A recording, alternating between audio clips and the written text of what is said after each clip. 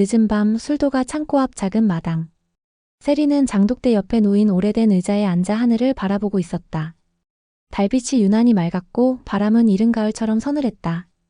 오범수는 멀리서 조용히 그녀를 바라보다가 아무 말 없이 옆에 다가섰다. 세리는 고개를 돌리지 않았지만 그가 온 것을 느끼고 있었다. 여긴 왜? 세리가 조용히 물었다. 범수는 한참 뜸을 들이다가 대답했다. 네가 여기에 있을 것 같았어. 그 짧은 말 한마디에 세리는 작게 웃었다. 내가 예측 가능한 사람이 됐네. 범수는 고개를 저으며 말했다. 아니, 너니까 알아. 혼자서 뭘 감당하려 들 때 꼭 이 자리에 앉더라. 세리는 입술을 앙다물었다. 그 말이 따뜻하게 들리면서도 자신이 얼마나 숨어 있었는지를 실감하게 했기 때문이다. 요즘 혼란스러워요. 세리는 고백하듯 말했다.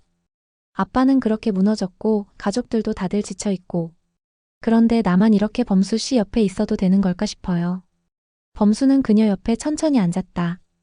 그동안 혼자서 너무 많이 짊어졌어. 세리야, 넌 아빠 대신 살아야 할 의무도 없고 누군가의 잘못을 대신 씻어줄 책임도 없어. 그냥 너 자신이면 돼. 세리는 고개를 숙인 채 조용히 말했다. 그런데 당신도 상처받았잖아요.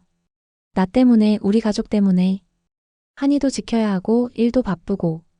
내가 곁에 있는 게 혹시 또 당신한테 짐이 되는 건 아닐까? 범수는 잠시 숨을 고르고 단호하게 말했다.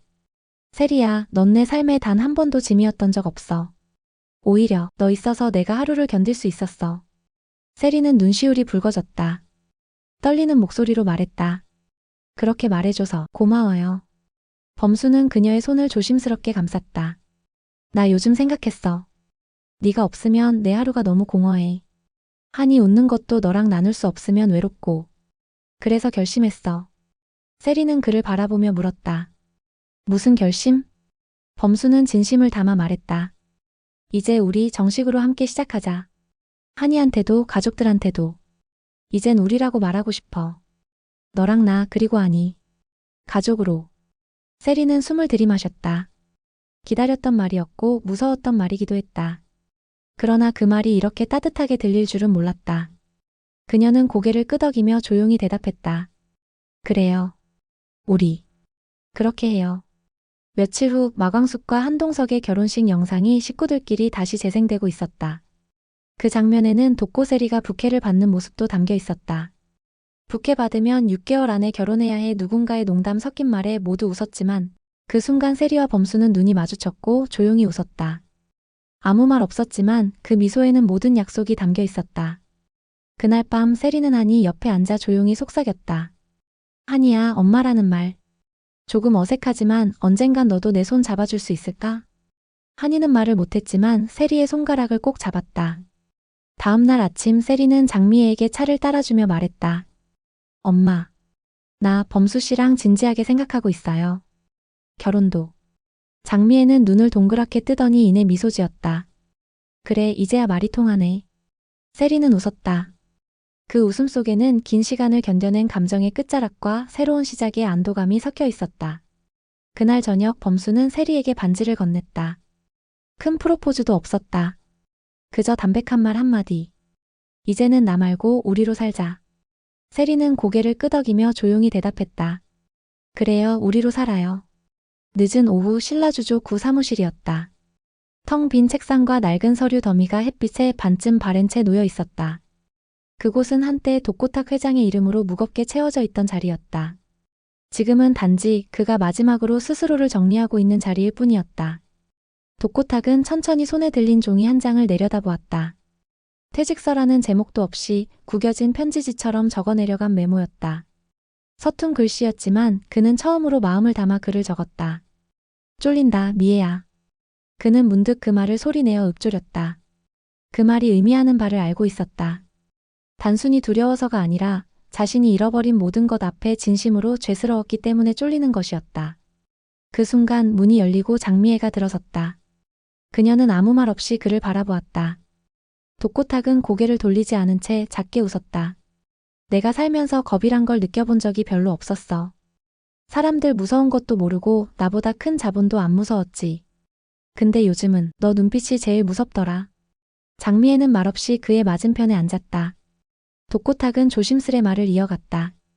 나 많이 무너졌지? 신라주조도 날 떠나고 사람들도 떠나고 세리도 더 이상 날 믿지 않아. 그는 처음으로 깊은 숨을 내쉬었다. 근데 제일 아픈 건 그게 다 내 탓이란 걸 이제야 인정하게 됐다는 거야. 장미애는 조용히 그의 손등에 손을 얹었다. 독고탁은 움찔했지만 피하지는 않았다. 쫄린다, 미애야. 이제는 뭘 잘못했는지 너무 또렷하게 보여서 아무것도 돌이킬 수 없을까봐. 장미애는 조용히 입을 열었다. 탁씨는 처음부터 욕심이 많았어요. 그게 우리를 살게도 했지만 동시에 망가지게도 했죠. 독고탁은 고개를 끄덕였다. 맞아. 난 가족한테도 그 욕심을 들이밀었어. 세리한테는 아빠로서가 아니라 사업가로서 명령했고 자존심으로 밀어붙이기만 했지. 그는 마른 입술을 적시며 조용히 말했다. 이제는 좀 다 놓고 싶다, 미애야. 미안하단 말보다 그냥 너랑 세리, 강수, 범수 다 잘 살았으면 좋겠어. 그럼 나도 좀 덜 미안할 것 같아서. 장미애는 그의 손을 꼭 잡았다. 당신이 이제야 이렇게 말해줘서 고마워요. 그 한마디가 세리한테도 큰 위로가 될 거예요. 그날 저녁 독고탁은 세리를 불렀다. 독고탁은 처음으로 고개를 숙였다. 세리야. 네가 끝까지 나 아빠라고 불러준 거 고맙다.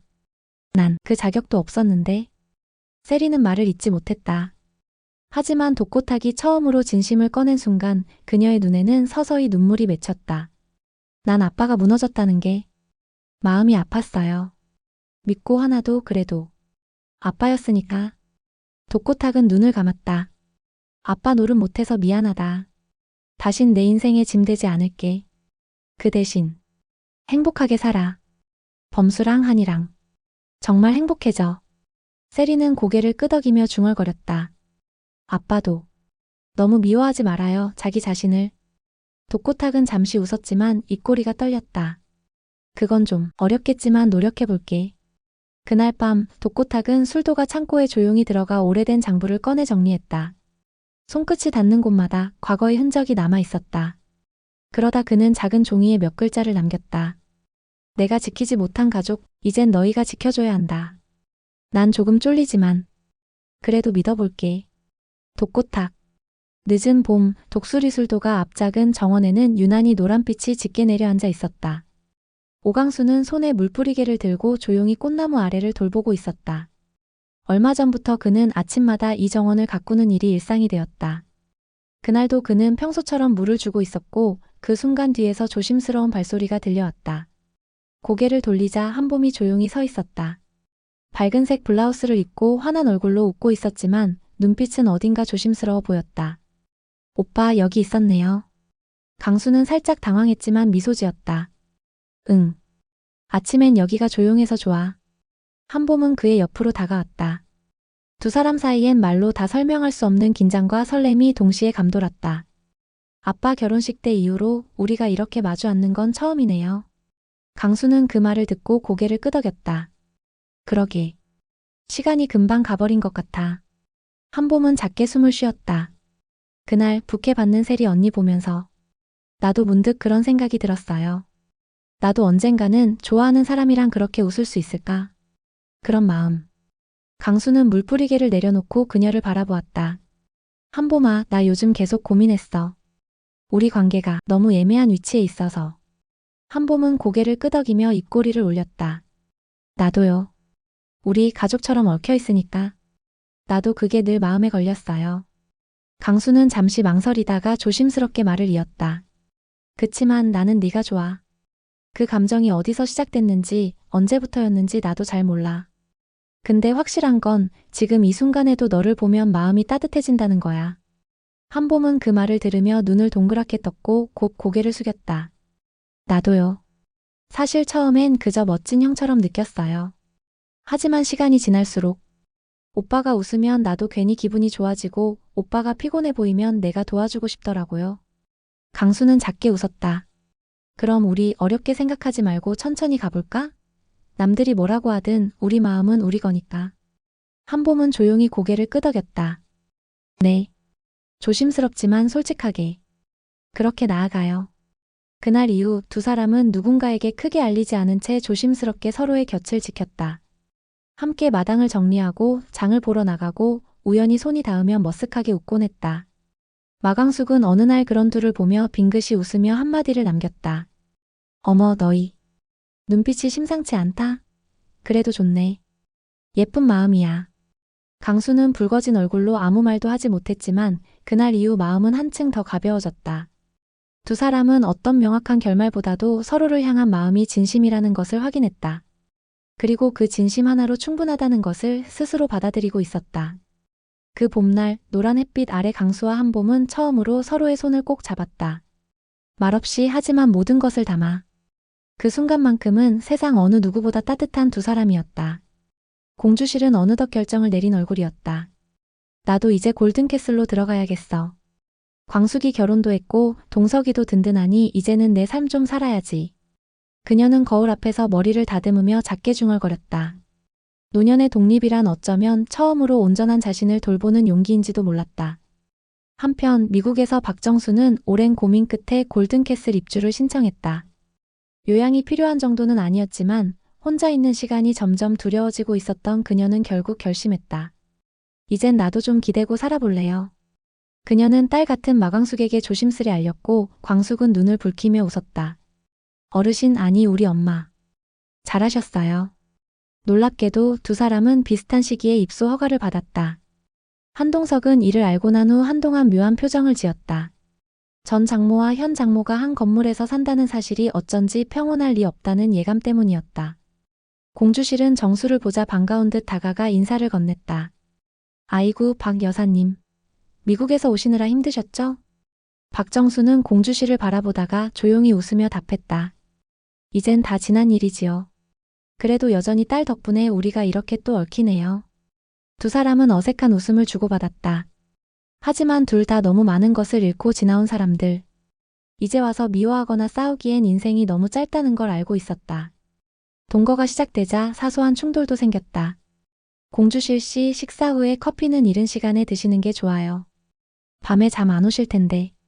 박 여사님 난밤에 잠 안 와도 괜찮아요. 대신 아침에 늦게 자요. 어머 그럼 약 드시는 시간은 어떻게 하세요? 약은 아직 안 먹어요. 박 여사님처럼 연세 안 먹었거든요. 정수는 잠시 눈을 흘기다가 웃음을 터뜨렸다. 그 나이에 연세 이야기를 해요 참. 그렇게 두 사람은 하루에도 몇 번씩 투닥이며 시간을 보냈다.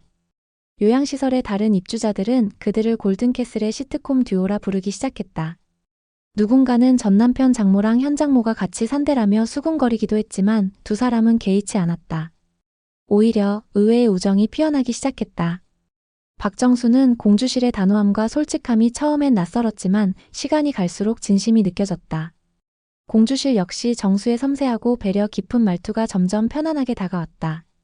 어느 날 공주실이 말없이 정수의 손을 잡았다.